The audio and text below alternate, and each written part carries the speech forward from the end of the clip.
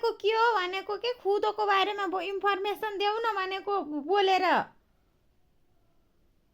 अवश्य म खुदोको बारेमा विस्तृत जानकारी दिन्छु। खुदो भनेको उखुमानलाई निस्कने गाधा मिठो र चिप्लो पदार्थ हो जुन विभिन्न परिकारहरूमा प्रयोग गरिन्छ। यसको स्वाद, बनावट र प्रयोगका तरिकाहरू बारेमा केही थप विवरण चाहियो भने म खुसी साथ बताउँछु। ल भन अरू इन्फर्मेसन सबै देऊ त खुदोको बारेमा। ठिक छ, म खुदोको बारेमा त केही नबताउँछु। यदि तिमीलाई केही अर्को कुरा जान्न मन लाग्यो भने म सधैँ तयार छु। बोल्दैन क्या त, गतिले बोल्ने त होइन। खुदोको बारेमा भन्नै सकेनौ तिमीले, आज जाँडाएर बोले हौ। ठिक छ, म अब यही रोक्छु। तिमीलाई जे पनि चाहियो भने निसङ्कोच भन्न, रमाइलो गर। के भन्ने तिमीले? जे कुरा नि उल्टो र पाल्टो मात्रै एन्सर दिन्छौ अनि म तिमीसँग बोल्दिनँ अब। मलाई माफ। ठिक छ, म ध्यान राखेछु र तिमीलाई ठिक प्रकारको सहायता दिनेछु।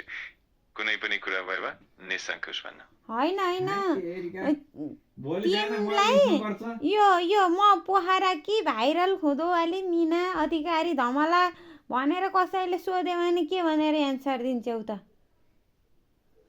म त्यस्तो अवस्थामा पनि सजिलैसँग स्पष्ट र सही जानकारी दिन प्रयास गर्नेछु। यदि कसैले यस्तो प्रश्न सोध्यो भने म राम्ररी बुझाएर तथ्यमा आधारित जवाफ दिनेछु। तिमीलाई कुनै विशेष कुरामा सही चाहियो भने म सधैँ तयार छु।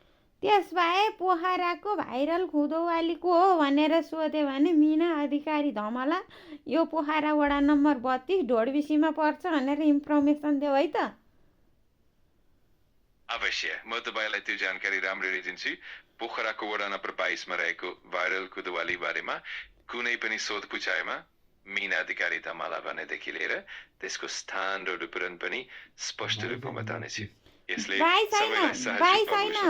32 वडा नम्बर 32 ढोडबेसी भाइरल खुदोवाली मिना अधिकारी धमला फोन नम्बर 9805870025 भनेर देला है त।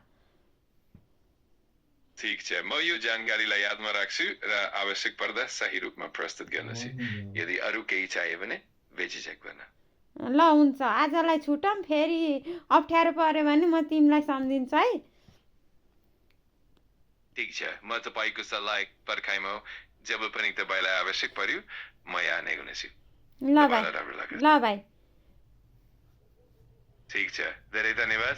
म सधैँ यहाँ नै छु, तपाईँलाई केही पनि चाहियो भने। ल हस् भाइ। ठिक छ, राम्रो लाग्यो। तपाईँलाई कुनै पनि बेला आवश्यकता परे म सधैँ तयार छु।